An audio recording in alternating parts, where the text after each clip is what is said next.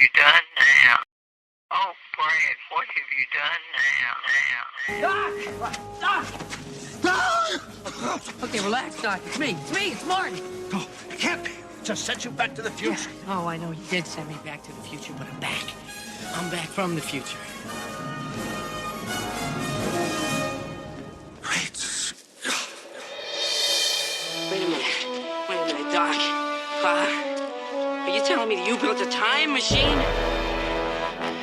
Kind of a DeLorean? The way I see it, if you're gonna build a time machine into a car, why not do it with some style? Whoa, this is heavy. Hello, everybody, and welcome to Back to the Future, the podcast, the only podcast looking back in time with the greatest film trilogy of all time, Back to the Future. I'm your friend in time, Brad Gilmore, and welcome to a great and joyous day. We have another great episode of the podcast. This is a podcast that's already aired several months back, but not on this feed. I was on the popular program Talk is Jericho around the 35-year anniversary of Back to the Future 1, and we talked everything Back to the Future. And here's the thing, y'all, if y'all have listened to this for some amount of time, I've worked in professional wrestling now for 8 years. I work with a guy named Booker T, who's a two-time WWE Hall of Famer. And whenever the book was coming out, my book, Back from the Future, a celebration of the greatest time travel story ever told, which you can still get in time for Christmas. Whenever the book was coming out, the publisher, Mango Publishing, they sent me a crate of books, to give out or to have or to what have you, whatever. And I was going through my head trying to figure out who am I going to send these to. And I was going through the list on Twitter, and I was thinking, wow, man, who follows me, who I could send a book to. So I sent some to several people and people that I knew within the industries of movies and wrestling and radio and all that stuff. And I thought, who might love this book is Chris Jericho. Chris Jericho's a movie fan. Since this interview, he's participated in the movie Trivia Schmodown. I'm sure he loves Back to the Future. I had read Chris's book, The Best in the World at What I Have No Idea, which was I think his third autobiography. And I read it, and so many pop culture references and stuff, so I thought that he would like it. So I knew somebody who knew him, and we'd had him on the show before, but he and I had never really had any conversation, really. I met him backstage at Night of Champions 2015 at the Toyota Center in Houston, Texas. I met him and Pat Patterson at the same time as we watched Booker T fall off his hoverboard. Nevertheless, I knew somebody who knew him, so I got into contact, and I sent him a book. And this was probably in March, early March. I sent him a copy of the book and didn't hear anything until... And I didn't expect to hear anything either, but I didn't hear anything from him at all until I got an email in late July, and the email was like, hey, would love for you to do the podcast so we can talk about Back to the Future. Now, in my email, it didn't say Chris Jericho. It was his, as we say in wrestling, his shoot name, brother. And it said Chris Irvin. And I said, that sounds familiar. I didn't know who it was, but I agreed to it. We set it up, and then it literally hit me after I replied to his email. I said, wait a minute. And I went to Google to verify, and it was. It was the Ayatollah of rock and roll himself, Le Champion, AEW's own Chris Jericho, and I did his entire podcast. We did an entire podcast about Back to the Future on Talk is Jericho back in July, and this is that interview. This is that conversation. I will say I fumbled the football on Bob Gale's story about Doc Brown and a Mustang Corvette DeLorean. You'll hear that. But had a really great conversation with Chris Jericho. This is the full entire interview from his show, Talk is Jericho, unedited and unabridged. I give him full credit for this. I just think this is a nice holiday treat to re-air a great conversation about the greatest movie of all time. And now, the future is Jericho. On Back to the Future, the podcast. I came here in a time machine that you invented. Now I need your help to get back to the year 1985. Talk is Jericho, baby. Talk is Jericho. Talk is Jericho, mama. Talk is me. All right, welcome to Talk is Jericho. It is the pod of thunder and rock and roll and the exclusive home to the Duff McKagan joke. of the week. Great Scott. Chris Jericho, Duff McKagan calling you. Hope everything's going well for you. Everybody there out in your listener land is doing well. I don't know if I ever told you, I had to work at this factory making little plastic Dracula models. Yeah, and I only had one other coworker there. So, of course, I had to make every second count. Every second count. Thank you very much. Goodbye. Every second count. Get it? Every second count. Count Dracula. I had to think about that one for a minute, but even with Duff giving us the punchline twice. But thanks to him for delivering every single Friday without fail. And if it's more laughs that you're after, join me tomorrow night for the Saturday Night Special. It's Slash's birthday today. So actually yesterday, depending where you're listening to this and what time it is. Maybe I'll have to do a Slash Guns N' Roses sing-along tomorrow night. The SNS 16 is locked and loaded and ready to roll with more stories and Q&A that's spelled EH. We'll do another sing-along. Like I said, bring your song requests. All the fun starts at 9 p.m. Eastern on Facebook Live and on my YouTube channels. Tomorrow night, 9 Eastern, the Saturday Night Special number 16. And thanks to everyone who checked out the debut episode from the Winnipeggers. Me and Dave, don't call him Spewy anymore, Spivak and Rybo, did our first show. It's available on my official YouTube channel. If you're in need of a laugh, watch it. We'll be releasing new episodes of the Winnipeggers every Thursday morning on YouTube. This week, we're talking about Dave's angry letter that he wrote to a hotel for bad service. We're debating what the generous amount of shrimp should be. Two shrimp, 4 shrimp, 6 shrimp. And I tell everybody what I ate the night that I beat The Rock and Stone Cold Steve Austin to become the first undisputed champion in WWE. Find out what I ate. It's not what you expect. It was not lobster thermidor, I'll tell you that. So all of that on Winnipeggers. It's coming every Thursday morning on YouTube. Just 3 old friends just being idiots. So right now, one of my favorite movies this year is celebrating its 35th anniversary. I'm talking about Back to the Future. Back to the Future. And I've got Brad Gilmore, another diehard fan and Back to the Future expert, coming up today. Brad wrote a book called Back from the Future, a celebration of the greatest time travel story ever told. It's got loads of trivia and behind-the-scenes stories about the making of the movie. He covers the history of the trilogy, the cartoon, the toys, the casting. Michael J. Fox was not the original Marty McFly. You're going to hear about that. He's going to share a lot of that today. And what he can't cover in an hour on Talk is Jericho, you can find on Brad's podcast, Back to the Future, the podcast. It's available wherever you listen to podcasts, and you can find his book everywhere you get books, and you can find the movie wherever you watch movies. Watch it. It's the 35th anniversary of Back to the Future, and we're going back with Brad Gilmore right now here on Talk is Jericho. If we could somehow harness this lightning, channel it into the flux capacitor, it just might work. Next Saturday night, we're sending you back to the future. So a few months ago, I was at my house and I got a book sent to me in the mail.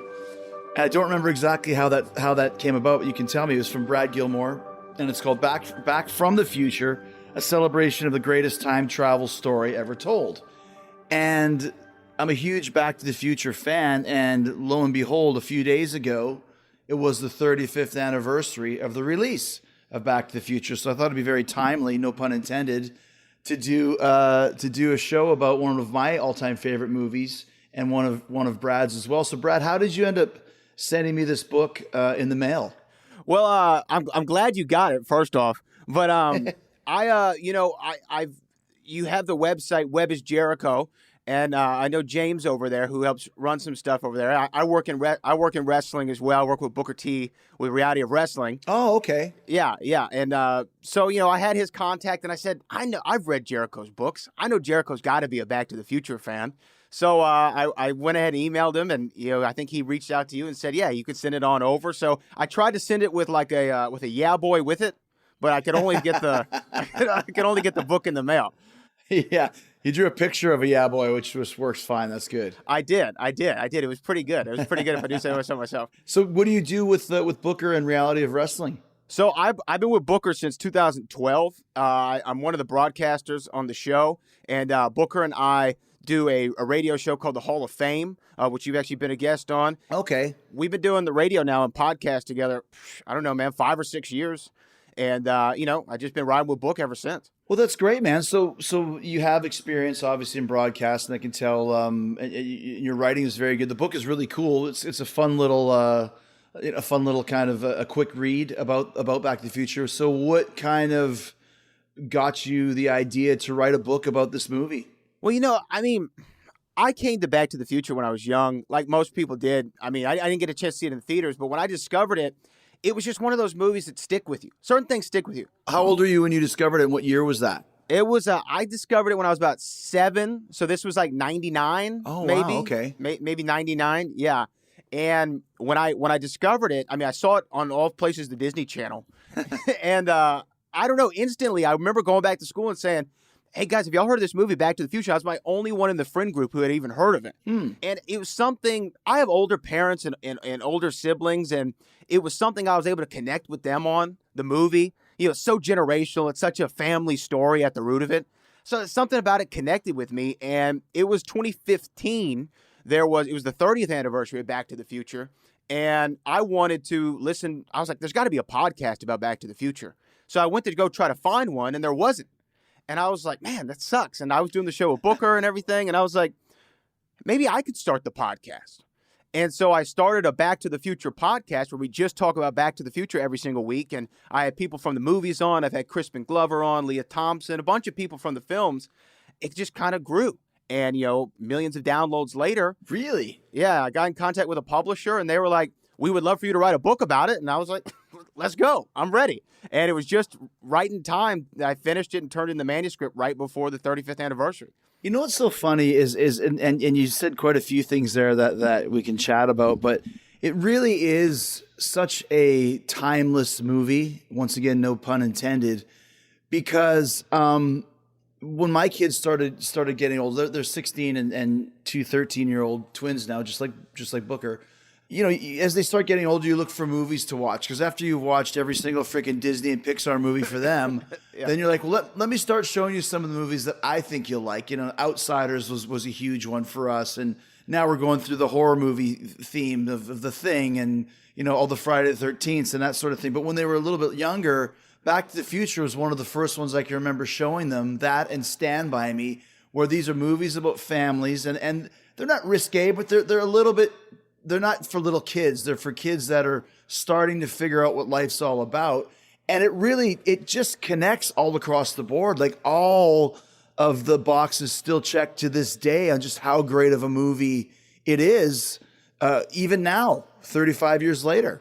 Yeah, and that's another thing. It's generational. I was thinking about it earlier because, like I said, I got it when I was 7. My oldest brother's 23 years older than me. So he was 30. He was 30 at the time. Wow.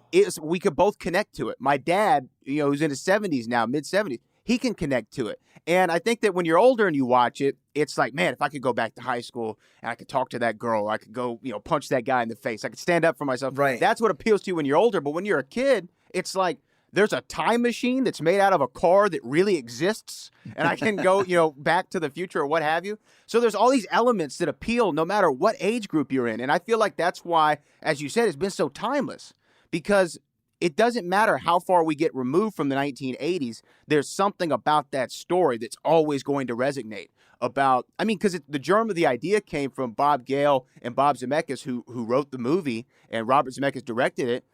The idea came when Bob Gale found his dad's yearbook in his attic and found out that his dad was the class president of the same high school he went to. And he was like, man, I wonder if my dad and I would have been friends, because I hated the guy who was the class president of my high school. And that's where the germ of the idea said, oh, wait, what if there's this crazy story where they go back and you have to go to school with your parents, and your dad's this big geek, your mom's kind of a horn dog, and she's after everybody. What would that be like? And that's kind of where this movie came from. And I think that that's something that everyone can relate to. Like, man, would I have been friends with my parents? Especially kids, kids in general, because it's based around rock and roll, high school, romance, your family. So it really skateboarding, yeah. And it's funny too. I first met Leah Thompson. I did a show back in 2005 called Celebrity Duets. And it wasn't that great for me, but one of the highlights was meeting Leah Thompson and getting to know her. She's such a cool lady. And then about last year, I went and did a Comic-Con in New Jersey, and she was on it at Atlantic City.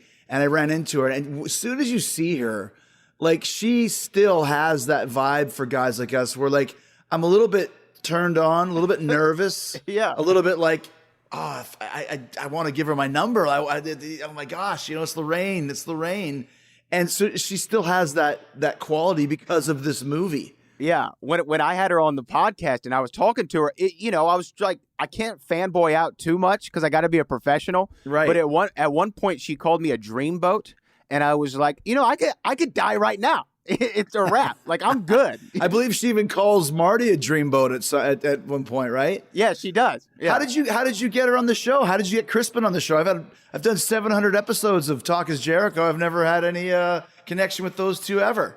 It was actually super random with Leah. Is I was sitting in bed and I just got an email. She was doing a press tour because she directed an episode of The Goldbergs on ABC. Right. And she was doing a press tour, and somehow I got on this email list of would you like to have her on? And I actually had her on the day the book came out. Oh, right on. So I was like, this is, density, as George McFly would say. and I had her on, and it was Crispin was doing the same. He was promoting some movie.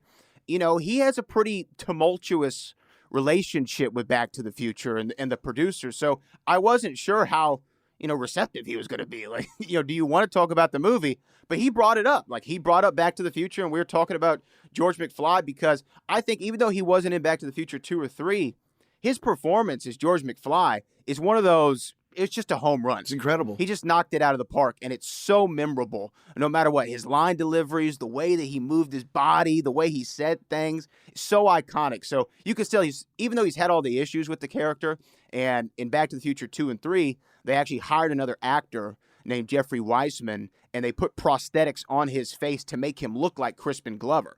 And that's kind of where like the root of the beef came for him and the filmmakers. So even after all that and going through lawsuits and all this stuff, he still, you can tell, loves that he was a part of that movie, and he had such an iconic character. Obviously, too, because I think he's one of those guys, because he's so flaky and weird, that's also wherein lies his acting genius, but he just never got those bigger roles that, let's say, like a Joaquin Phoenix did. They're definitely cut from the same cloth. But why wasn't he in Back to the Future 2?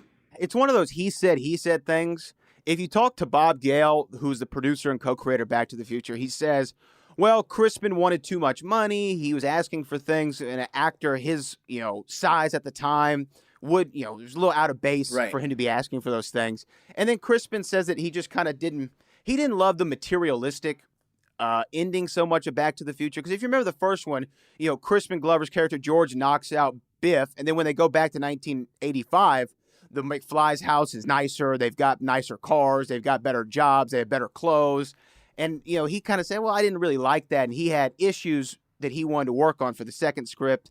And it really didn't work out. So they went and hired a guy, like I said, Jeffrey Weissman, because when they did the old age makeup, Chris, they took, molds of all the actors' faces to age them up in the 80s. So they still had these molds. So then they went and they put him on this new actor, Jeffrey Weissman, to make him look like George. And if you remember in Back to the Future 2, when they're in 2015, George and Lorraine come to visit Marty in his future house, and George is actually hanging upside down on the ortho lev because he threw his back out. Well, that was actually designed to disorient the audience members so you wouldn't look too much at George's face and realize it wasn't Crispin Glover. Yeah, that's one of those things that they'll just put him upside down. I want to talk about the movie, but I was just going to say one thing about the DeLorean. I mentioned Leah Thompson. One of the things about the DeLorean is like, it's such a cool, exotic, vehicle. But Seamus actually bought one. Did he really? Yeah, because it's a DeLorean, right? Right. It's like I wanted to buy Paul Stanley's guitar from the Animalized tour because you just want to have that. When you actually look at it now in 2018 or 17, I mean, it's pretty clunky looking. Yeah. It does not look half as cool as it did in the movie. But it's like, you got a fucking DeLorean. That's great. And then you look at it, it's like, this is it? Where's the flux capacitor? So it was crazy in Houston, where I'm based in Houston, along with Book, and the DeLorean headquarters randomly is in Houston. Oh, wow. So they still, they're making cars, they have a whole warehouse of parts. It was really cool. I got to go tour the facility, and they have boxes from like West Germany and stuff that aren't even opened yet because he bought him out of the bankruptcy. What happened with John DeLorean and the whole drug case with the FBI? DeLorean went under. This guy Stephen Wynn from the UK bought it, and it was cool. But when I walked in, Chris, they actually had a replica time machine in the showroom with a working flux capacitor. You could turn the time circuits on. It made all the noises. And then I was like, man, I got to drive one of these. I got to see what it's like. And you're right. It's kind of like a real expensive go-kart. It kind of it doesn't move great. I know. I was like, I don't think this thing could get to 88.8 miles per hour. That's what I thought too. I was like, does this go 0 to 88 in like 7 days? Yeah, It's so exactly. slow. So let's talk about how Back to the Future got made and the origins of the story. But before we do, my friends at IHateStevenSinger.com do a lot more than just their famous gold dip roses. America's most hated jeweler has actually been selling diamonds and bridal jewelry for 4 decades. So whether you have someone or something to celebrate, Steven Singer is there for you. He's got the perfect piece of jewelry to say I love you forever style. Ready to take the next step? Steven has a Ready for Love engagement ring collection. It's no hassle, risks-free, expertly picked, and ready to go. So don't worry, Steven Singer is not going to let you mess this up. He's been selling online for over 20 years, and he's recently kicked everything up a notch to better serve his friends and his guests online. He has real expert jewelers on call to help you find the perfect ring or gift through his new virtual video appointments, calls, texts, chats, emails, all with extended hours. And if that's not enough, Steven Singer also offers the best guarantee in the business with a full 100-day, 100% money-back guarantee and free shipping. Plus, he's got interest-free financing available online as well, and that is just the beginning. Gifts that say I love you every single day, backed with decades of experience in the comfort of your own home. It's easy. Just go to IHateStevenSinger.com. Fast, free, and safe shipping. Steven Singer Jewelers. That's IHateStevenSinger.com. Go check it out and buy something special for your lovey-dovey, and do it now. Oh, I've been so worried about you ever since you ran off the other night. Are you okay? Oh, it's hurting. I'm sorry I have to go. Isn't he a dreamboat? So let's talk about the movie and kind of, I know you know so much trivia about it, and I mean, let's talk about kind of the genesis of it, because there are so many behind-the-scenes tales, some that we know, some that we don't really know, just about what makes this movie so great and kind of how did it come into fruition. You mentioned that it started when they found the yearbook and all that sort of thing, but there was a lot of different elements to the script when they first started writing it that completely changed over the course of the development time. Oh, yeah. I mean, well, like with anything, I mean, I'm sure when you were writing your books or even when you're working on a match or what have you, you might have an idea of how you want to go into the finish or, oh man, it'd be great if we hit this spot.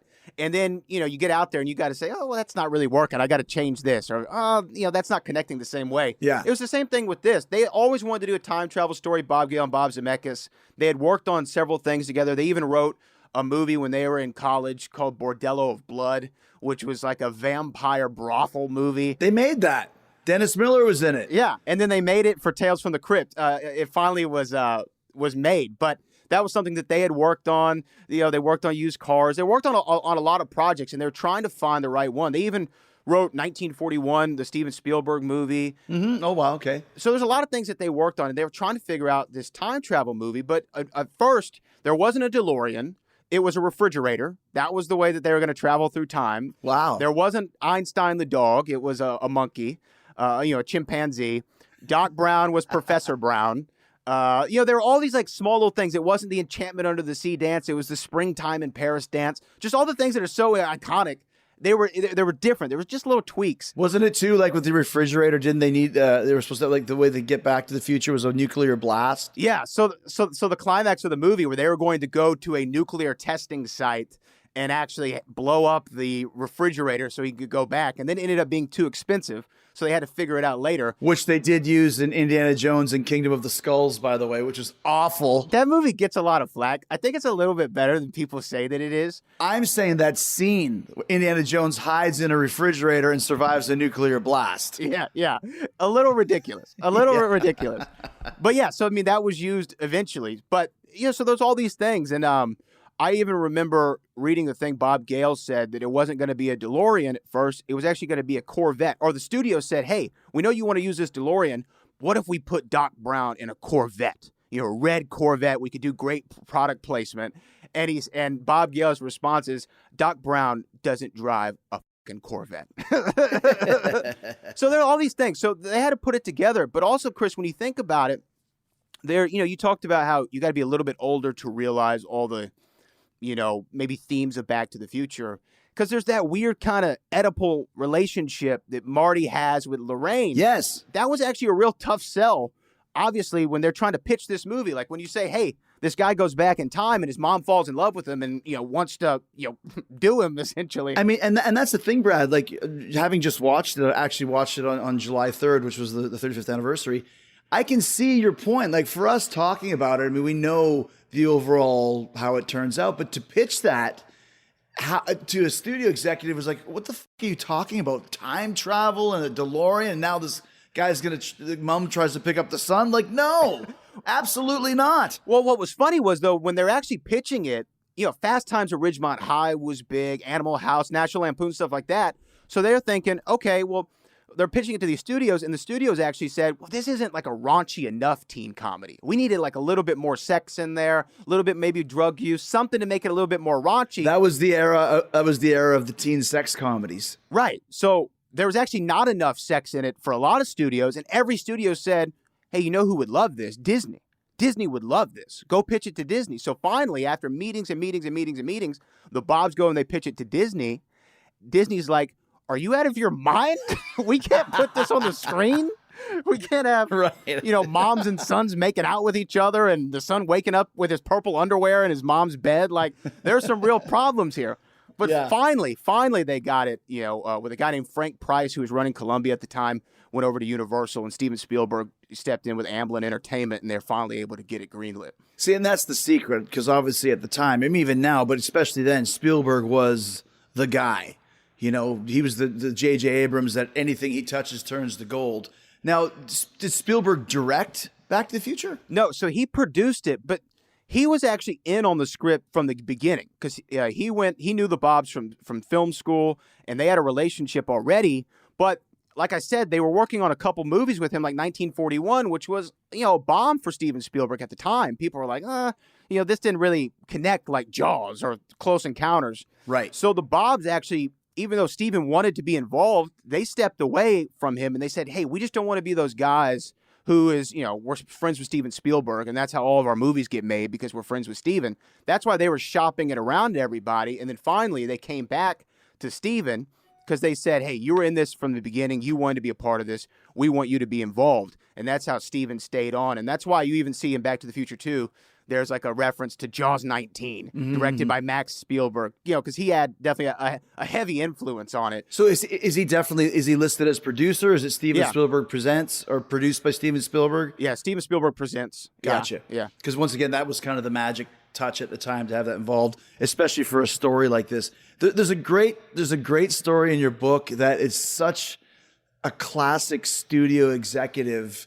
Tell the story about what the one dude wanted to actually call the movie. Oh, yeah. So the producer, Sid Sheinberg, who was actually, by all accounts, like everyone in the cast said he was great to work with, real easy.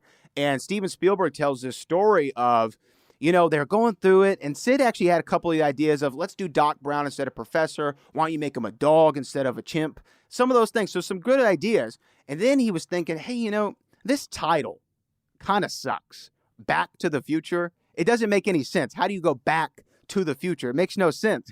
And there's a scene, if you remember, when Marty actually goes back to 1955 Hill Valley, he ends up in this barn. And he gets out of the DeLorean, and he's wearing his radiator suit, and he gets out of the DeLorean, and this old farm family, the Peabodys, they think that he's an alien. And the kid has a comic book, and he says, look, he's already mutated into human form. Shoot him, right? So they think that he's an alien, and the name of the comic book was Space Zombies from Pluto. And so this producer said, what you should call this movie, the perfect title that's going to sell this movie, it's going to be #1 at the box office if you call it Spaceman from Pluto. That should be the name of the movie. And this is serious, right? Dead serious. He said, this is the only way this movie is going to be successful. You have to name it Spaceman from Pluto. It's a catchy title. It's hot. Everyone's going to love it. And Steven Spielberg was like, holy crap. Like, this is the worst title I've ever heard. But he's been so nice to us, and he's given us so much for this movie. How do I tell him, this sucks? So he actually wrote a memo back to Sid and said, thanks for sending that title down. We all had a big laugh out of it. It really started our day off great. Thanks for the laugh. And then he never heard back from him again. So he was able to make it sit Back to the Future. It's lucky that Vince McMahon wasn't producing it. Vince was like, it's not a laugh. That's what we're calling it. You know, like the typical like studio, like Back to the Future won't work, but Spaceman from Pluto will. Yeah, if you name it that, it's got a shot. Back from the Future. It makes no sense. And when you think about it now, Back from the Future is such an iconic title. Just the title of it is iconic. So to think if the movie was called Spaceman from Pluto, we probably would have never seen it. Well, yeah, and it's classic too because they actually use it. You know, it's time to go back to the future. Yeah. You know, that's where it is. Yeah, how do you work that in? You can't work Spaceman from Pluto. It makes sense when you're in the 50s going back to the future. If you're in 1985 going back to the future, it doesn't make sense, but in 1955 it does. There's actually a movie that came out a couple years ago with Jack Black called The House with the Clock in Its Walls or something like that. Mm-hmm. And actually, when you see it, there's a movie theater in the background, and on the marquee, the name of the movie is Spaceman from Pluto. Oh. So it's like a little inside joke for all the Back to the Future fans. That was directed by my friend Eli Roth, so I'm sure that wasn't a coincidence. Yeah. All right, so let's talk about the casting for Back to the Future because, as I said earlier, there's another actor who actually played Marty McFly when the movie first started shooting for a long time into shooting. We'll get into that story and how Michael J. Fox ended up with the part. But first, we want to talk about Keeps. Keeps is a great product that helps prevent hair loss before it happens. It also helps you keep the hair you have looking healthy and great. You used to have to go to the doctor's office for your hair loss prescription, but now, thanks to Keeps, you can visit a doctor online and get hair loss medication delivered right to your home. They make it very easy and deliver the medication every 3 months, so you don't have to stand in pharmacy checkout lines or endure awkward doctor visits. It took me a while to grow my hair again. I'm not a big product guy. I don't put a bunch of stuff on my hair, but I use Keeps so that my hair stays healthy and full. Just little touch-ups when you need it. Keeps isn't just about losing your hair. It's about keeping the hair you have as well. But if you are experiencing hair loss or thinning, Keeps treatments take about 4 to 6 months to work, so get started now. And the sooner you get Keeps, the more hair you'll save. Keeps has more 5-star reviews than any of its competitors, and nearly 100,000 men trust Keeps for their hair loss prevention medication. Keeps treatments start at just $10 per month, and for a limited time, you'll get your first month for free. So if you're ready to take action, prevent hair loss, just go to keeps.com/Jericho. Get your first month of treatment free at keeps.com/Jericho. That's KEEPS.com/Jericho. Keep that full, healthy head of hair and do it for keeps. But I need a nuclear reaction to generate the 1.21 gigawatts of electricity. 1.21 gigawatts! 1.21 gigawatts! Great Scott! What the hell is a gigawatt? How could I have been so careless? 1.21 gigawatts? Tom, how am I going to generate that kind of power? It can't be done, can it? Talk a little bit about the casting because the original casting of Marty McFly was not Michael J. Fox. Yeah. Actually, so the filmmakers thought when they wrote Marty McFly, they said, you know who'd be a perfect Marty McFly is Michael J. Fox. Oh. So they went to, at the time, Gary Goldberg was the producer of this show called Family Ties. And Family Ties was a massive sitcom at the time in the 80s. And Michael J. Fox played a character named Alex P. Keaton. And he was one of the biggest stars on television. But Gary Goldberg, who ran the show, said, hey, there's no way I'm letting him stop filming to go do this movie. I'm just not going to do it. Right. So they said, okay, whatever. We'll go to the next option. The next option was a guy named Eric Stoltz, who was a well-known actor at the time. And he's done great work since. He did a movie Mask that a lot of people knew him from. Pulp Fiction. Pulp Fiction he was in later in the 90s, the Quentin Tarantino movie. So they said, okay, we're going to go with Eric Stoltz. So they cast Eric Stoltz to be Marty McFly, and they actually shot, Chris, 7 weeks of footage with Eric Stoltz. 7 weeks? 7 weeks. If you talk to certain guys like Christopher Lloyd says it, Don Fullilove, who plays Mayor Goldie Wilson, even Tom Wilson, who plays Biff Tannen, they all said, we were done with our scenes. We had shot everything for the movie. We were done. Bob, Gale, and Zemeckis, again, they were watching the dailies, which is, the all the scenes that they shoot for the day, and they're kind of cutting some of the footage together. And Robert Zemeckis, who directed the movie, said, he's just not funny. Because the character of Michael J. Fox is such or Marty McFly, rather, is such a reactive character. Mm-hmm. He's a fish out of water. And a lot of the fun parts of it is him reacting to, "Hey, my mom's got the hots for me, and, this is heavy," and these big, reactions. Even something little like when he's putting his pants on and falls down. Right. Like even little pratfalls like that, he just makes it work so well. And I guarantee he just came up with that on the spot, Yeah, he's one of those guys, and I think that, he knows how to use his physical abilities as an actor and his size. He's a smaller guy, but he knows how to use that to his advantage, and I guarantee those are all improv things. So Eric Stoltz was playing this like it was serious, and he actually was in full method actor mode. So he had everybody on the set call him Marty. You got to call him Marty. Wow. I'm Marty McFly. Don't say anything else. He's reacting to the characters like they're actually people. So people in the movie, he was acting like it was real.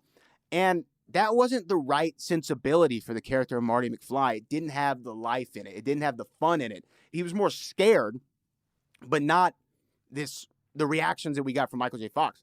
So they shot with him for 7 weeks. They'd almost finished, and the studio actually gave them a deadline and said, if you don't finish this movie by a certain time, we're just going to scrap the whole production. Wow. So Robert Zemeckis was kind of freaking out, and he's like, what am I going to do? Because if I finish the movie with Eric Stoltz, it's not going to be what I want. It's not going to be great, and I might never get to make a movie again. Because he had just made Romancing the Stone, which is the only reason that he had actually gotten the green light to be the director for Back to the Future. So he called Steven Spielberg in, and they watched the footage, and Steven said, yeah, Eric Stoltz, he's just not funny. So they had to make the decision after 7 weeks, almost finishing the whole movie, to let him go and fire him. Brad, isn't that something that you would find? I mean, I remember like Apocalypse Now, like Martin Sheen came in. I think he had a heart attack and went nuts or whatever. Or no, Harvey Keitel was, yeah. But obviously, it might be different because I think, like you said, he might have lost his brains. But if it was something where that the person isn't clicking, why would it take 7 weeks to figure that out? You think they would know that after the first week? Well, I think that they did. But again, they had that mandate from the studio of you've got to finish this film by a certain date. And their number one choice wasn't available, so they had to go to somebody. They thought that Eric Stoltz was as close as they possibly could get to what they wanted. Yeah. They tried to finish the movie with him, but again, 7 weeks is a real long time. And I think it was one of those things where you're probably lying to yourself. I mean, I know that sometimes I'm so, when I'm working at reality wrestling, I have this idea that I'm going to pitch to Booker of the storyline and how it's going to be great. And, Booker gives the go-ahead with it, and we're watching it play out in the ring, and you know when you're watching it, sure, this isn't working. This isn't what I thought. But you're lying to yourself. You're saying, okay, but we're gonna figure it out. We'll get there. Yeah, that wasn't bad. Yeah, exactly. It doesn't have that magic to it, right? It wasn't bad. So how were they able to finally get Michael to do the movie? So after they let go of Eric Stoltz, they went back to Gary Goldberg from Family Ties, and they convinced him. They said, hey, we'll do whatever it takes. We'll film at around your schedule. We'll film in the morning. We'll film at night. We'll film on the weekend. Whenever we can, we just need Michael. And he goes, okay, I'll give you my blessing, but he's got to want to do it. Mm-hmm. So Gary Goldberg brought Michael J. Fox into his office. He had the script to Back to the Future in like a manila envelope, very like movie villain-esque, right? And he says, hey, I'll give you my blessing to do this movie, but you have to know Family Ties comes first. So you have to do your full commitment, all the episodes of Family Ties, Monday through Friday, no matter what. So I want you to take the script home. I want you to read it. And if you want to do it, you have my blessing. But I want you to think real hard on it. And Michael J. Fox picked up the manila envelope, and he put it right back down on Gary Goldberg's desk. Said, it's the best script I've ever read. I can't wait to do it. Really? Even without reading it? He never read it. He just knew, hey, if Steven Spielberg's in it, and he knew Crispin Glover from some work that they had done together. If Crispin Glover was on Family Ties, and he said, if Crispin's in it, this has got to be great. Because at the time that he was actually filming Teen Wolf, he saw Crispin Glover and heard that, they're scouting locations for this new Steven Spielberg movie. And Michael J. Fox is like, I've got like this fake hair and pubes glued to my face. And Crispin's working on a Steven Spielberg movie. How did this go wrong? So he was in no matter what. Yeah, no matter what. And he ended up just making the perfect Marty McFly. Has Eric Stoltz ever done any interviews about how he felt getting let go after 7 weeks? I mean, that must have been a real kick to the ego there. I've sent him a multitude of direct messages on Twitter, emails, called his agent, sent into his PR. I've tried everything.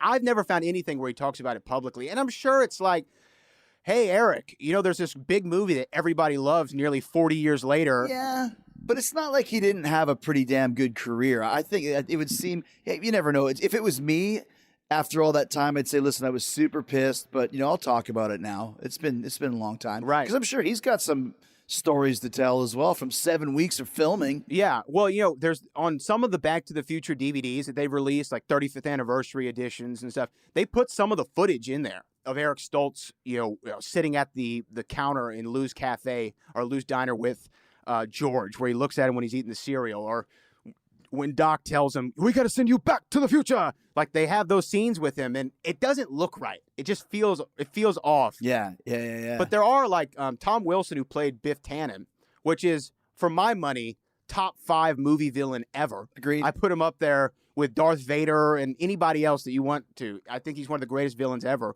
And I think, honestly, Tom Wilson, the most talented guy in the entire franchise. He plays 7 different variations of the Biff character. Wow. Right. That's amazing when you think about that. Oh, yeah, because there's, 1985 Biff, 55 Biff, then the alternate 85 Biff in the second movie, and Biff when he's George's servant, and then there's Griff, and then there's Mad Dog Tannen. Like, there's so many different characters that he plays. Old Man Biff in 2015. But when you hear him tell stories about working with Eric, they didn't get along with each other, because when they were shooting the scene in Hill Valley High School where Marty and Biff kind of get into a little kerfuffle, if you will, about to go to blows before Strickland breaks him up, Eric Stoltz was kind of shoving him a little hard, give him a couple potatoes here and there, you know what I mean? Mm-hmm. And Biff, Tom Wilson, said, "Hey, if he wants to method this up, we can method this up. Like, I don't mind mixing up with you." So I'm sure Eric will have some interesting stories, and they haven't confirmed it, but they actually say there are still scenes in the movie with Eric Stoltz's performance in them that are just edited around. Yeah, because I can see that. They shot a lot of the coverage for the other actors, so they would go in and they were just shooting Michael J. Fox's. And actually, when Marty punches Biff in Lou's Diner or Cafe in 1955, they say that's actually Eric Stoltz punching Tom Wilson.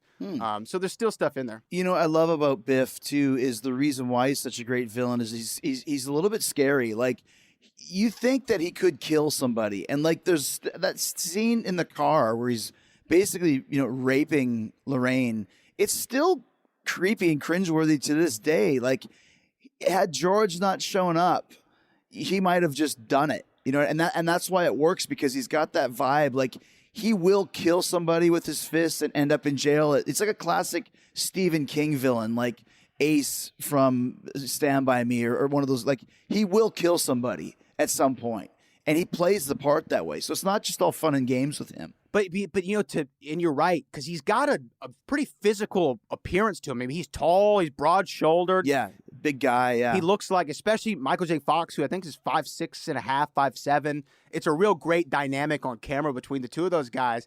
And the thing with Tom, though, to be able to be that physical, mean, evil character, but also be the village idiot at the same time and pull out the duality of that is why that performance is so great. Why, and he was the one who made up stuff like, "Hey, McFly, you Irish bug," or "Why don't you make like a tree and get out of here?" These were things that he came up with, Tom Wilson came up with. That's great. That are so iconic to, the character. Yeah, and like you said, and I love, too, just the timeline. It's kind of like, Kevin Smith's View Askew-universe or Tarantino's world, where D. Jones Manure Company ends up with like a sanitation system in 2015, or in 1885 it's like a freaking a cart and horse. Yeah. But they do that throughout the movie, and of course Biff always, or one of his family members, always ends up covered in manure.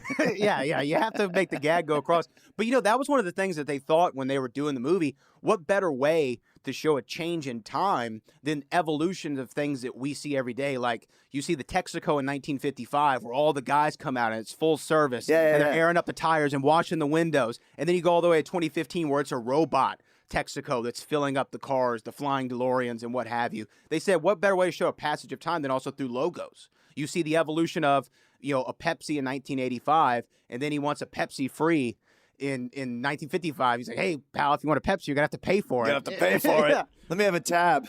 You got to buy something first. And then it goes all the way. Like, I actually have this in my collection in 2015.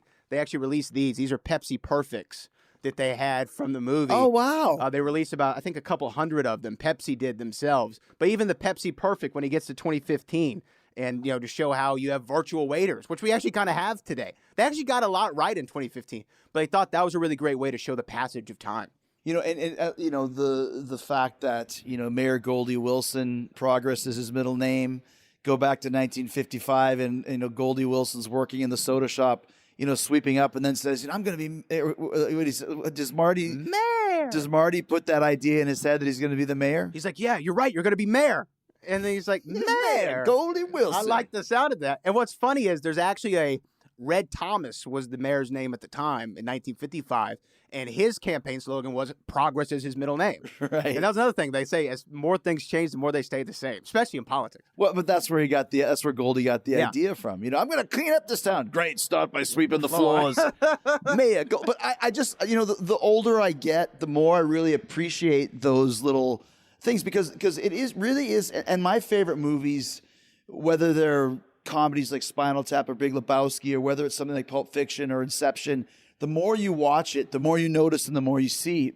And Back to the Future is one of those. You can't just watch it once. Yeah. There's so much going on, and it's so well done. Like, Jennifer writes, let me give you my grandma's number on the piece of paper that tells them how they can get the lightning, it's just everything.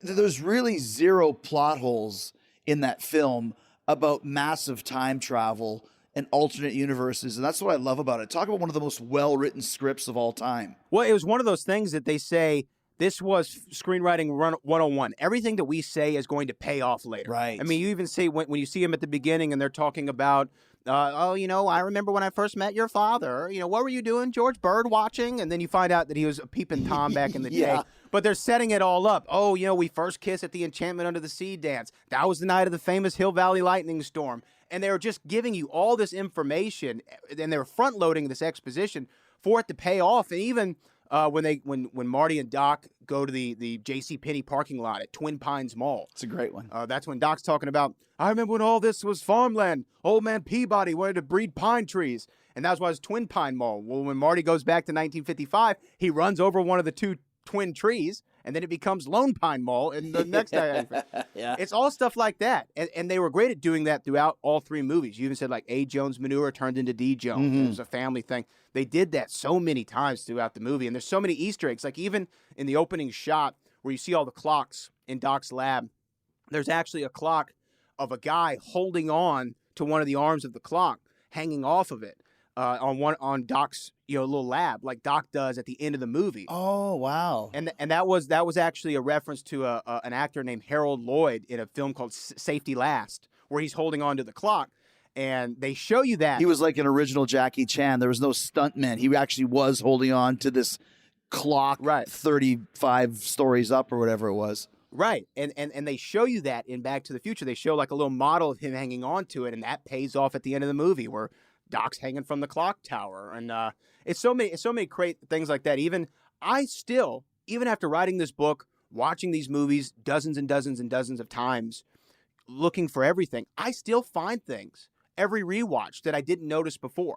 Like I was just watching Back to the Future 2, and when Marty goes to the antique shop, there's actually a little stuffed doll of Roger Rabbit because Zemeckis. Bob Zemeckis did Who Framed Roger Rabbit with Christopher Lloyd. There's all those kind of things. Or the name of the mall is the Clock Tower Mall in 2015, and the logo is a clock tower with lightning striking. Wow. And these are things I'm just now seeing after decades. And not to get too into it, because that's the whole of the show, but I think anybody that doesn't appreciate, I mean, they definitely, like, 1 is the best, 2 is the middle, 3 is the third. I know you've had shows that say 3 is the best, but to me, part 2 is super underrated as one of the best written scripts. Like, 1 is a little bit more basic in its time travel. Yeah. 2 has much more time-space continuum. And like I said, I don't want to get too deep into it, but I have to mention to anybody listening to this that maybe hasn't seen part 2 or hasn't seen part 2 in a while, go back and watch it, even as a standalone, because it's pretty brilliant. Yeah, it's so weird. And I think it's like, people ask me all the time, who's on your Mount Rushmore wrestling? And you're like, oh, it's Flair, Hogan, Rock, Austin. And then it changes, though, right, all the time. You're like, oh, well, you got to put Taker in there. You got to put Macho Man. And it's the same thing with Back to the Future when people ask me, well, rank them 1 to 3. And sometimes I say 3's my favorite. Sometimes I say 1. But recently, 2 has been one of those that I keep going back and watching. Yeah. Because think about how great of an idea it was because the original script was written as one movie. It was going to be called Back to the Future Paradox, and they were going to go. So 2 and 3 was going to be one film. Oh, it was going to be called Paradox? Yeah, it was going to be called Paradox. And there's a script online of the original draft that you can read. And they actually didn't go back to 1955. They went to the 1960s, and Lorraine was like a flower child, and there's all the stuff with JFK, and real weird. And then they had the idea of separating it in two, and it was Robert Zemeckis who went to his writing partner and said, we have the opportunity with a time machine to do something that no one's ever done. We can go back into the first movie. Oh, wow. Yeah. We can actually see it from a different view. We can see it from a different angle. And that's what's really cool about the second film when they get back to 1955. Right. And you're seeing the familiar scenes of Back to the Future 1, but you're seeing them from a different angle. Like Marty's in Strickland's office and he's seeing, George knock Biff out, or he's watching himself play Johnny Be Good. He's saying, not bad. And being able to know. And then what's great about that, Chris, too, is as an audience member, you know what's about to happen. So oh man, if something screws up here, that's going to set up the third movie. They're changing. They have to redo the events in 1955 to not change time that they already redid in 1955 to not change time, right? Right. Let's talk about the rock and roll element of Back to the Future, because that's something I gravitated to when I first saw the movie as a kid in 1985. I saw this in the theater. But first, if you're in a city or state where the gyms are closed because of the Rona, or maybe you just don't want to work out in a gym with a bunch of strangers, or you don't want to wear a mask while you're training, you can always download the DDPY Now app and let Diamond Dallas Page help you work out from the safety and comfort of your own home. With DDPY, you get a kick-ass cardio workout. It's also easy on your joints, and you get that without any masks or social distancing necessary. And DDPY is a great option no matter your age or fitness level. It literally works for everyone. And Dallas is so sure you're going to love it. I'm so sure you're going to love it. He's giving you a 7-day free trial. Just download the DDPY app and get started. I got the app on my phone. I literally do DDPY everywhere and anywhere. I've done it backstage at AEW, in the dressing room at Fozzy gigs, hotel rooms, living room, front yard, anywhere. It's a killer workout that you can do at your own pace as well. I even did it backstage in Denmark at a concert hall with Joey Belladonna from Anthrax watching me, and Frankie Bello from Anthrax yelling at me from a window above. But I still finished the workout, and it was great. And you can do it too. You can get access to hundreds of workouts, live workouts from the DDPY Performance Center in Smyrna, Georgia, and you'll get some personal motivation from DDP himself. You can connect a Bluetooth heart monitor to keep track of your workout data. You can stream the app to your TV so you can do the workouts on your big screen. Just download the DDPY app today. You can get it for iOS or Android, and then you start your 7-day free trial, choose a workout, and get going. Let Dallas and DDPY change your life like he has for thousands and thousands of other people, including myself. Get on the path to healthy living and stay there. Get in the best physical and mental shape of your life, and do it today at ddpyoga.com/Jericho, ddpyoga.com/Jericho. Work out for free for 7 days. Just sign up now, ddpyoga.com/Jericho. Give me a tab. Tab? I can't give you a tab unless you order something. Right, give me a Pepsi free. You want a Pepsi, pal? You're gonna pay for it. Let's talk a little bit about the rock and roll element of the movie, because that's another thing that I just gravitated to as a 14-year-old kid in a high school rock and roll band. Let's just go right to the Huey Lewis tune. I mean, has there ever been a better opening track for a movie that fits the vibe, that doesn't actually say, Back in Time is the ending credit, but the Power of Love is not called Back to the Future. It doesn't have anything to do with future, but the power of love. And that's what the movie's all about. The power of love to get back to Jennifer, and the power of love to get his family together. And it's like, did Huey write this music after seeing this movie, or was it just one of the greatest coincidences ever, lyrically and also tonally and feel-wise of the way that the riff is? I mean, it's such a perfect song to open this movie. It's great. And if you talk to different people, they tell you different stories. So it's hard to kind of figure it out if he did it before or he did it when he saw the movie, because they came to Huey Lewis in the news because they were, huge at the time. They were hot at the time. Yeah. Yeah. Sports was out. I mean, they were a big act. They said, we want you to do it. And Huey actually said the same thing that you did. Well, I don't want to write a song about time travel. And they're like, hey, no, like whatever you want to do, like it's up to you. Either he had the power of love, or he was working on it, or he thought it could fit it. But you're right. That is one of those iconic pieces of music that just when you think of Huey Lewis now, you have to think of Back to the Future. It's one of the first things you think of is The Power of Love. It's maybe his biggest song ever. It could be his biggest song. Yeah, absolutely. And definitely one of his best for sure. Top 2, top 3. Oh, absolutely. And even back in time, but you're right. The elements of that song fit so well because Marty's complete motivation for everything that he does in the movie is not selfish. It's for other people. It's for the power of love. You might say, oh, well, he wanted to make sure he was born. Sure. Yeah. But it was, I got to get back and see Jennifer. You know, I love her. Look at her. Look at this, Doc. This says everything. When he shows Doc the flyer, it says, I love you. I got to get back to her. My family, I got to make them fall in love. My brothers and sisters, I love them. I want my family to be something. So you're right. And then to even have him, though, be in the movie and reject his own song, Huey Lewis. That's right. Yeah, because he plays, I guess, the principal or what have you. One of the, not the principal, but like one of the. He's the head of the talent selection for the Battle of the Bands, and Chris Hayes, the guitar player, is his assistant as well. Right. Yeah, and it's funny. Marty's band is called the Pinheads, which is a quintessential like 1980s garage band name, the Pinheads. Yeah, and they're playing Power of Love, and he rejects it. You know, I'm sorry, you're just too darn loud. But once again, to come back to relating what we're doing later, the band is playing, and if that band doesn't finish the song, you know, George and Lorraine don't have their first kiss. Right. So it's paramount to get that band back. But Marvin, who's the guitar player, has sliced his hand getting Marty out of the trunk. So unless someone knows how to play guitar, that ain't happening. And Marty's like, I'm your guy. Right. Which is so well written once again. Yeah, and to go back to it, that was one of the things. So they actually wrote this movie in part with what they call the index card method. So they would write something on an index card like, Marty invents rock and roll. Wouldn't that be a really fun idea if Marty goes back in time and invents rock and roll? So they put that on the board, and then they say, okay, for him to create rock and roll, we have to establish that he plays rock and roll. So then we got to show him in 1985 playing rock and roll. So what's the first time we see him is he's in Doc's garage with the big amplifier, gets thrown back when he, you know, hits the riff and says, rock and roll, you know? and so it does that. And you're right. So then when you go to 55, and that was one of the things as a kid that I didn't pick up on. Like I knew Johnny Be Good, the song, but you know, I'm not thinking Chuck Berry, Marvin Berry. Oh, wait a minute. Marvin calls Chuck Berry while the dance is going on and say, hey, you know that sound you're looking for? Listen to this. They made it a little bit too obvious for my taste because I'm always looking for the, but when he goes, you know, hey, Chuck, it's your cousin Marvin. I'm like, I'm in. But then he goes, Marvin Berry, like Barry, get it? Marvin Berry calling his cousin Chuck.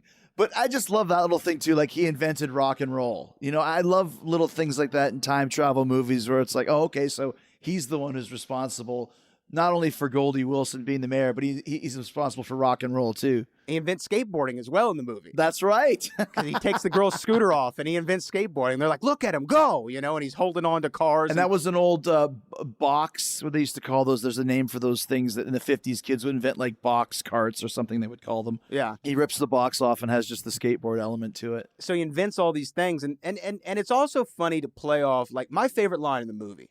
Of all three movies is, you know, Marty wakes up in his mom's house in 55. He's eating dinner with his future, you know, grandfather and uncles and whatever. Uncle Joey in the crib because he loves his crib so much. He just cries whenever we take out of it.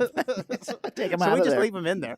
But at one point when he's trying to figure out where Doc's house is and he goes, wait, a block past Maple, that's John F. Kennedy Drive. And his dad, his grandfather goes, well, who the hell is John F. Kennedy? Right? That's when Lorraine grabs his thigh. And Marty's like, okay, hey, gotta go. And he runs out and the grandfather goes, he's an idiot. It comes from upbringing. His parents are probably idiots too.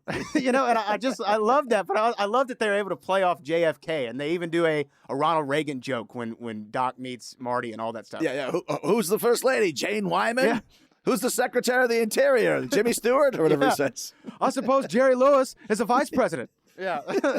Yeah. Another great line, too, is by Jason Hervey, who was involved in wrestling for years. Yeah. When it's like, oh, this is the one, you know, where, you know, I've seen this one. This is when he steals the pot roast. He goes, what do you mean? What do you mean you've seen this one? It's brand new.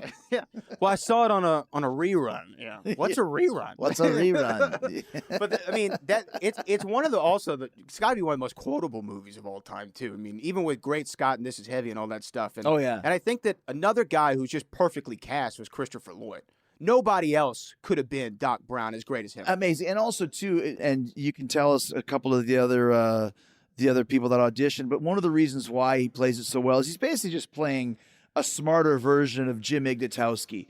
Like before Jim Ignatowski from Taxi got burned out on whatever drugs he was taking, he was a genius who created a time machine. That's the way I always looked at it. Like, great Scott, Marty, you know? But who else had auditioned for that? So they considered a whole lot of people. Jeff Goldblum was one of the guys. Yeah, that works. And you could see that. One of the ones that I loved is on the call sheet was Eddie Murphy. Interesting. They talked about Eddie Murphy in the 80s, at the height of Eddie, to be Doc Brown. Gene Wilder was another one you could kind of see. That was one you could kind of see. Yeah, that would have worked. Willy Wonka type vibe to it. But once again, there's certain roles that guys were born to play. And I think the leads in this movie, both of them, and actually all four of them, if you include Biff and Lorraine. And George. And George, too, exactly. The whole five of them. You can't think of a better casting. And obviously 35 years of seeing these people, but whoever was hot at that point in time, I can't think of anybody better. There might be ones that might have worked as well, like Gene Wilder and Jeff Goldblum, but there wouldn't have been anybody better than Christopher Lloyd in that role at that time. And what's funny is I'm a huge Christopher Lloyd fan. I think he's actually great in everything that he's in. And in 1985, if you talk to him, I thought Clue would have been the one that really stuck. Yeah. Clue the movie. I'm Professor Plum in that one. I'm Doc Brown in Back to the Future. But he described it as Doc was constantly in crisis, which I think is like the perfect way to describe that character. Everything's a big exclamatory, we got to get you back to the future. Marty, oh, great Scott. Yes. Everything that he does is huge and big, and he's almost like a conductor in an orchestra, the way he moves, and he just nailed it. He just completely nailed what that character was. The character, too, is great, too, because he's got, I love the term Rube Goldberg, which, of course, is the MacGyver. It would be a modern term of these inventions that he came up with that were so insane, and the majority of them doesn't work, but it's like Disco Inferno. He had 10 ideas, 9 of them sucked, and one of them would be like, phenomenal. The man of 1,004 holds, for example. And that's what Doc Brown did. He created all these dumb ideas, the thought, the mind reader thing, and the opening of the cans into the bowl, like automatic breakfast. But what he comes up with in the flux capacitor is that's the winner. That's the moneymaker, the $1 million score, which once again, these are parts of our cultural lexicon. As a matter of fact, a great story it's very quickly. I met Christopher Lloyd in Japan at a bar once, and he wouldn't talk to me. He would only talk to my friend Luther, Dr. Luther. Lenny and him hit it off. And I went over to him to say, like, hey, man, hey, 88.8 gigawatts. Hey, I know you. And, of course, he was not having it. Probably had 1,800 idiots like me come up to him, and he went, by the way, you're not the first person that said that to me today, and it's 1.21 gigawatts, idiot. And walked away. I was like, I mixed up the gigawatts and the miles. But, that's part of our cultural lexicon of the gigawatts and the 88.8 miles per hour. Yeah. That's another thing I just love about this movie. That isn't quotable. It's much like Seinfeld. It's become part of our lives for all generations. Yeah. And the thing is, even in Seinfeld, actually in his apartment on Jerry's bookshelf, he had Back to the Future 3. It was one of the movies. Really? Yeah. Uh-huh. It was that and like Pretty Woman and something else, It is one of those things to where as soon as you hear DeLorean, no one thinks, oh, that was like a sports car in the 80s, right? No, you think Back to the Future. When you hear 88 miles per hour, gigawatt, even when I think of clock towers, yeah, the first thing I think of is Back to the Future. And they really had a way of everything just worked. It all worked. And even the sequels, they all work. And even seeing the different versions of the time machine. And think about this, though, Chris. You think about Back to the Future and how iconic the movie is, but Back to the Future 2 has some of the most iconic things from all the Back to the Future in it. The hoverboard, right? When you think of the hoverboard, that's Back to the Future 2. It wasn't in the first one, but everybody knows the hoverboard. Yeah. Everybody knows the flying DeLorean.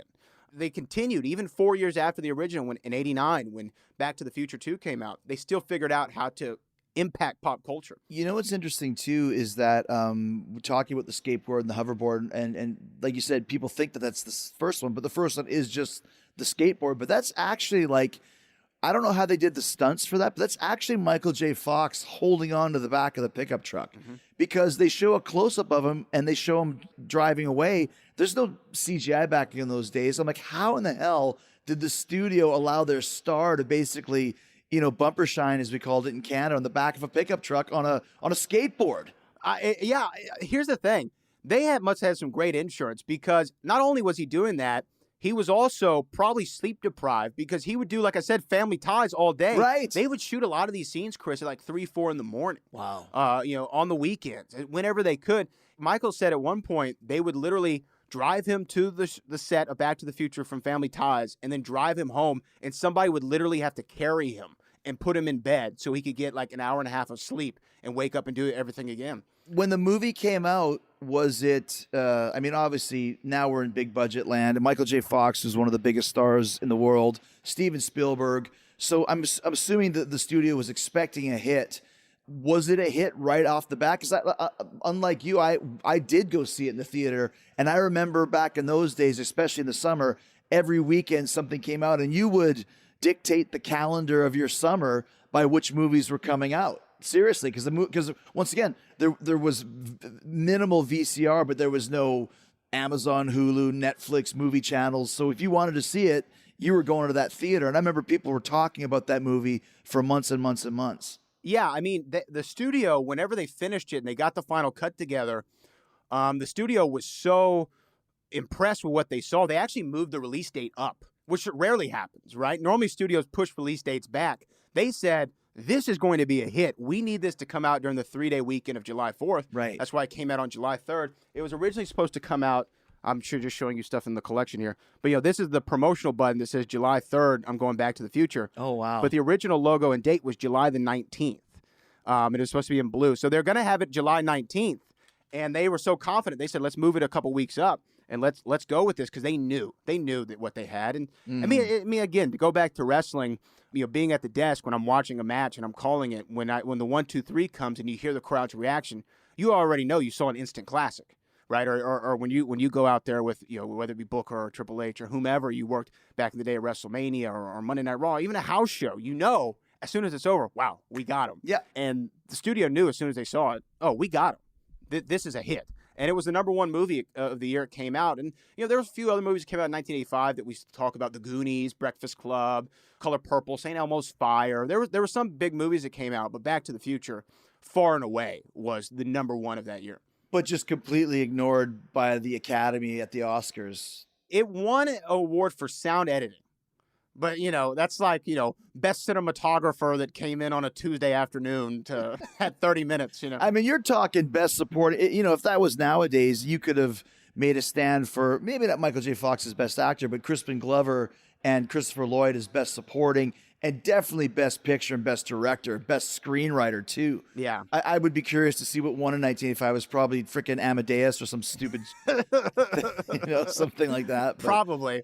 Those blockbuster movies don't get the love from the Academy. Sure, they'll always get like the effects, or something like that. But when we think about Pirates of the Caribbean and how great Johnny Depp was as Captain Jack, he got an Oscar nomination for the first one, right? He gets a big Oscar nomination, but that's kind of like a rare one.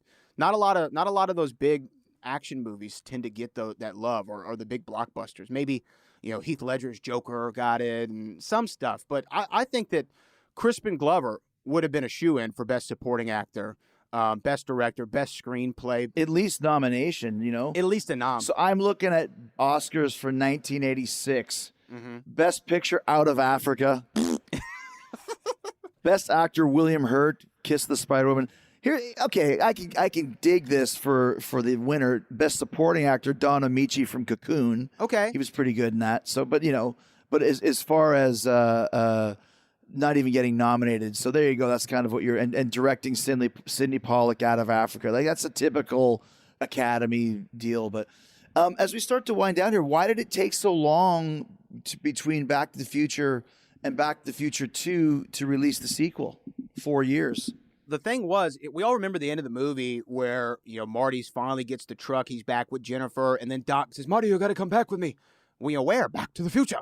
Something's got to be done about your kids, right? And then they fly off into the scene. Well, many people remember it saying to be continued at the end of that movie, but it actually, in the theatrical version, never said that. Oh. That was on the home video version. They put that. Really? Yeah. So the Bob Gale and Bob Zemeckis, they said that was just a joke. Like, we thought that would be a cute way to end the movie. Like, oh, they go on another adventure that we never see ever again, right? Yeah. But when it was a hit, obviously the studio calls and says, hey, would y'all do another one of these? And It made $390 million off of a $19 million budget. yeah, which is ridiculous. So yeah, I'm assuming they were calling to ask for another one. So they call and ask for the other ones, and you know, they were like, sure, like we'd love to do it as long as we can get Marty and Doc back. If we can get them back, we can create a story. The characters. You mean the actors, right? Yeah. The actors, yeah. If we can get Michael J. Fox and Christopher Lloyd back, we can make another story. And then they signed on, and they said, as long as the Bobs are doing it, we're in. And they tried to get as many people as they could back, and that's where they had the issue with Crispin Glover, who didn't come back. And even Claudia Wells, who plays Marty's girlfriend Jennifer in Back to the Future 1, she couldn't come back because her mother got ill. Really? Yeah, she took a break from acting, so that's why it's Elizabeth Shue. Wearing a terrible wig, by the way. Yeah, very 80s. Very Yeah. 80s. Claudia Wells, by the way, I think one of the most breathtaking women in 1985. Like, oh my gosh. Agreed. So they tried to get as many back as they could, and then they had to write it. So, you know, they didn't expect it. It's not like today where, you know, they signed Robert Downey Jr. to Iron Man. We know we're going to do 7 movies with him. Yeah, you're right. They signed him for a 5-picture deal or whatever it is. Right. They didn't have any of that. They thought this was going to be a one-off. So, you know, it took 4 years, which, you know, they had to write it. They had to come up with it. But they actually shot Back to the Future 2 and 3. Like I said, it was going to be one movie. They split it into 2, and they shot them at the same time. Wow. Which was the first time that was done. Well, you know, they did it actually with 3 Musketeers and 4 Musketeers. They tried to do it with the original Superman movies where Dick Donner did Superman 1 and started Superman 2, shooting them at the same time. But this was like the first time it was really done successfully. So they shot Back to the Future 2 and 3 at the same time. And that's why the wait from between 1 and 2 was so long, but the wait between 2 and 3 was just 6 months. And they thought, what a great idea that we could actually put a little trailer together at the end of Back to the Future 2 to show them we're going to go to the West and Back to the Future 3. Mm-hmm. And, you know, it came out 6 months later. So I just added it up. The trilogy made just shy under $1 billion, $966 million, which will round up to $1 billion. I'm sure with inflation it'd get up there too. Yeah, and I'm sure there's some merch in there, you know, animation and whatever, you know. Theme park rides. Do you consider this to be one of the best trilogies, if not the best trilogy of all time? Yeah, so I write about it in the book, and maybe it's controversial, but I think it's the best pure trilogy of all time. Yeah. And what I mean by that is there's no remakes, there's no reboots, there's no sequel trilogy, there's no prequel trilogy, there's nothing. There's 3 cinematic stories. And I think the only other one you could contend with is maybe Godfather, but, you know, Godfather 3 kind of takes a big nosedive. I mean, Back to the Future 3 for me is not perfect. It's a B+ movie where the other 2 are A+. That's my personal opinion. Yeah. Godfather 3 is a C- tops. And Damien Omen 3 is about a D- at this point in time. Right. So get the Omen trilogies out of there. So, like, there's, and, you know, people are like, oh, what about Star Wars? Well, there's been so many Star Wars reboots and remakes. No, there's 9 of them. That doesn't count, right? Yeah, and, you know, Jurassic Park, there's 5 or 6. And then there's Indiana Jones, there's 4 of them. So there's no other pure trilogy, like I like to call it. So that's why I think Back to the Future, you can say it's technicality or whatever, but it's the greatest pure trilogy of all time because there are 3 stories that are just so much fun. You turn your brain off. You enjoy the story that's said. And even a lot of people tend to kind of agree with you about Back to the Future 3. Not their favorite. The Old West, a little weird. I contend that it's most like Back to the Future 1, where you have Marty and Doc stuck in the past without a clear-cut way to get back to the future. So they have to figure that out, and they do it with the train. Yeah. But I think it's the best trilogy. And I've had arguments with people. No one can come up with anything else that can really contend with it. And I think that the fact that we're still talking about it 35 years later, and that 35 years later, a publisher would want me to write a book about it, and that I've had a podcast that's gotten all these millions of downloads, it really sticks with people so much. It's crazy. I've loved it. You know, I got to actually even compete in the movie trivia Schmodown and do a Back to the Future themed match. Oh, dude, I don't know who even contended with you on that. So there were some. It's an exhibition, so I can't give out the results or what have you. Oh, okay. It was a pay-per-view of sorts. But those guys in the movie trivia Schmodown, they know their stuff. But I know. I mean, I have to go against Kevin Smith in a couple weeks on that, and I don't know what the hell I'm going to talk about. You'll be fine. But, you know, even that, the fact that people still want to see Back to the Future content, and this book, when I released it, it went to #1 on Amazon in the film category. And, you know, this is, again, 35 years later. But it really is, Brad. It's one of those movies with so many spin-offs and animation and cartoons.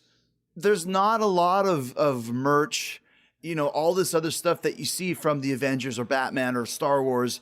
I would have a Marty McFly action figure here and now if there was one. I don't even know if they ever made them. That seems strange to me that such a hugely successful franchise hasn't had merch out the ass, or maybe I just missed it. I mean, there's some out there. You know, there's actually a book written called the Back to the Future Almanac that shows some of like the collectibles and trinkets that have come out over the years. And of course, you know, I've shown you a couple. I have several little things like a replica of the Save the Clock Tower. That's awesome. Or, you know, the almanac itself. Oh, that's great. There's the Gray Sports Almanac. Yeah. So, I mean, there's some stuff that they've come out with. But, you know, really, one of the big things for Back to the Future is they did end up having some sort of spin-offs. They had the animated the animated series that came out. The ride at Universal. Then they had the ride at Universal that was replaced by The Simpsons for some unknown reason beyond anybody's understanding. So they've been able to capitalize on it. And, you know, everybody still talks about, you know, will there be a Back to the Future 4? Or will there be a sequel to it? Will there be a remake? I kind of hold one of, I guess, the more controversial opinions about it, where I'd be more than willing to see another Back to the Future movie. I don't think you could ever do another one because you would expect so much to see, you know, Doc Brown, a.k.a. Christopher Lloyd, and Marty McFly, a.k.a. Michael J. Fox. And I don't think you could do that, especially with Michael's condition. Or maybe you could, but it would seem a remake, a slight reboot or something like that for this whole new generation would seem something that people might want to check out. Well, like for me, when that Ghostbusters movie came out a couple years ago, the all-female Ghostbusters, I was kind of hyped for it. I was like, I love Ghostbusters. I liked it. People hated it, though. I liked it. To me, it was okay, right? I didn't love it. It didn't give me the same that the other movies gave me. When I left, I thought, man, am I going to not like Ghostbusters anymore because I didn't like this movie? Yeah. And then I watched Ghostbusters 1 and 2 that night, and I still loved them as much as anything that I've ever seen. So that's what I say about Back to the Future. If they do another one and I love it, well, there's more Back to the Future for me to watch, and maybe there's a sequel to the book. And there's the thing, like I just saw the Vacation reboot a couple days ago. It's actually really good with the Ed Helms one. Ed Helms Yeah. and Christina Applegate, and at the very end, you see Chevy Chase and Beverly D'Angelo. It's such a short cameo. I almost wish that they hadn't have even been in it, but you could do that and have Christopher Lloyd in there or Michael J. Fox just for a second, and then here comes their kids going to do it. Because once again, it's much like James Bond and Star Wars and Star Trek. It's not so much, it's so based on those two characters, but it's also this really cool world that you could go to with, you would have to have people that really understood the movie to write it. But that's what J.J. Abrams has done with Star Wars and Star Trek. So stick him on Back to the Future too. See if he can do that as well. Yeah. I mean, I think that it could be done. And even if you wanted to try, like the guy who plays Spider-Man, Tom Holland, everyone says maybe him and Robert Downey Jr. should be the new Marty McFly and Doc Brown. And I could see that. I could see it. And I think that they could pull it off. Once again, yeah, it's been 30 years since Back to the Future 3, and they've done reboots 10 years later. They did a Total Recall remake already, and they've done Jason and Friday the 13th. And, they've done remakes for movies that came out 5 years ago, so they could do it. Yeah, I mean, they're doing a new Beverly Hills Cop movie. If they can do that in 2020, which, by the way, I think that Marty McFly is probably like one of the greatest cinematic characters ever. He's up there, in my opinion, with Indiana Jones or Han Solo or any of those guys. Oh, yeah. But really, my top three is Marty McFly, Fletch, and Axel Foley. And I want to figure out a way that we can get just remakes of all of these. How about a Marvel universe and just have all three of them in a movie together? Come on, guys. It's all ball bearings these days. I love the fact, too, like Marty, we talk about his small stature, but if you call him a chicken, he'll throw hands with anybody. That's the word. That's the word that drives him crazy, man. Don't call him a chicken. Right. Well, Booker actually told a story the other day where he was talking about how he was, when he first broke out in singles in WCW, he was having to work, in his opinion, all the cruiserweights. I was one of them. And you were one of them. He mentioned that. And then he said 225 pounds, and I'm a cruiserweight. Weighed more than he did. He went up to I think Arn or whoever was running the show that night and said, I'm sick of having to wrestle all these cruiserweights. I got to wrestle Dean Malenko tonight. He's a cruiserweight. He said Dean was in the room and just gave him this look like, you're in for a great night, brother. Just get ready for it. Yeah, exactly. And so really Marty McFly has that, cruiserweight mentality, I guess. Don't call me that because I'll make you feel it. I'll work a little snug. Last question for you. What's your favorite scene in Back to the Future? Man. And who's your favorite ancillary character? Oh, that's a great question. There's so many. I actually, in the book, I have the last couple of chapters is called the Almanac, where I rank my top 10 favorite ancillary characters in the movie and some of my favorite Doc gadgets and what have you. Yeah. The scene one is so hard because there's so many great ones. But I think that when Marty and Doc are there in the Twin Pines Mall and that time machine rolls out from his truck for the first time, and Marty goes, "You built a time machine out of a DeLorean?" And and you see it in action for the first time when he's all iced up and smoking and right, and he runs away from the Libyans and he goes back to the past. Just that whole scene as a kid, you're like, "Whoa, mind blown! This is the greatest thing that I've ever seen." So I think by default it would have to be that. I still love the scene where they're all sitting at the table in 1955 and his grandfather calls him an idiot. I love that. But ancillary characters, there's so many. There's actually so many great ones. Goldie Wilson is one of them. I think that he's like one of those guys who I call it like a heat check. He only has one scene really in the movie. It's so memorable. The mayor, I'm a run for mayor. Yeah. I like the sound of that. So Goldie's up there. Marvin Berry's up there. Even Old Man Peabody, "I'm gonna get you, you mutating son of a bitch," so there's so many great ones. It's hard to narrow it down to one. I do my best in the book. My favorite scene, I actually have two, but my favorite scene is when he gets to play Johnny Be Good with Marvin Berry and the Starlighters, and he failed. He didn't get into the Battle of the Bands in 1985, but in 1955, he's playing this high school dance, and he's rocking it. And what's crazy, he gets to actually and Michael J. Fox, it was his idea. He's like, I want to give all these references to the guitar gods. I want to do the duck walk. Yeah. I want to do the windmill. I want to do, sliding on my knee. I want to do all that, and he got to do it. Because Michael J. Fox actually played guitar, too. You see that in the Light of Day movie with Joan Jett, which is also another forgotten classic. Yeah. The thing that I like, one of the scenes I like the best, to bring it all back home, is when he gets back to 1985 and the car breaks down and he has to run to the Lone Pine Mall and he still sees Doc Brown die, gets shot, and then realizes that he put on the bulletproof vest because he saved the letter and taped it all together. But I love the fact that when you see that for the first time, you think, after all that, Doc Brown really still dies. What did he accomplish? Nothing. And then he's still alive. And it's like, I thought that was one last little, you're not out of the woods yet, guys. And a real kind of cool way to end off. They did that whole leading even up to that when Marty's in 55 and he's trying to get back to the future and they're timing it with the lightning storm and Doc falls off the clock tower and then he has to slide down and connect the cable and then Marty's car won't start. Yeah. They did a really good job of always keeping you in suspense. And that one. They had a lot of false finishes there. A lot of falsies, brother. No, great stuff. And then, like you mentioned, too, the fact that Billy Zane, the Phantom, and the heel from Titanic was one of Biff's gang members. It was another little touch as well. So, and then for him to come back for the sequels, too. He was in the sequels, too. So I love the Phantom. That might be the next book. I got to talk about the Phantom. You got to do another one, yeah. Christy Swanson, Catherine Zeta, 96. Oh, Christy Swanson was awesome at the time. Oh, man. Dude, what a great idea for this. Thank you for sending me the book, and I really appreciate talking about this. And like I said, it was really cool to go back and watch that movie, even though I've seen it probably, 30 times, whatever it is. But to watch it actually on the 30th anniversary and to talk with you about it was a real blast. So I appreciate that. No, Chris, I'm glad that you got the book. I'm glad that you enjoyed the movie. And I think if I can give people an excuse to rewatch Back to the Future, I think that's a good thing, and I'll take it. Now it's time to go Back to the Future 2 and 3, Brad. No, I really appreciate it, Chris. And then get the book on all the retailers, Amazon, any of that stuff. You think I'm gonna spend the rest of my life in this slop house? Watch it, Goldie. No, sir. I'm gonna make something of myself. I'm going to night school, and one day I'm gonna be somebody. That's right, he's gonna be mayor. Yeah, I'm mayor. Now that's a good idea. I could run for mayor. A colored mayor, that'll be the day. You wait and see, Mr. Carruthers. I will be mayor. I'll be the most powerful man in Hill Valley, and I'm gonna clean up this town. Good. You can start by sweeping the floor. Mayor Goldie Wilson.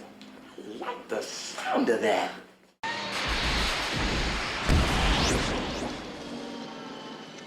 And there he was, Chris Jericho himself. I thought it was just fun to share this in its entirety. Obviously, all credit goes to Talk is Jericho over there on the Jericho Network. And Westwood 1. Make sure you go subscribe to the podcast. All the information is in the description below. In the show notes, you can find all the information about Chris Jericho. But I thought that this was a good time to share it for the holiday season. If you celebrate Christmas, Merry Christmas to you. If you celebrate Hanukkah, Kwanzaa, or any other holiday, Merry Festivus for the rest of us. I am Brad Gilmore. This is Back to the Future, the podcast, and I will see you again in 2021 in the future.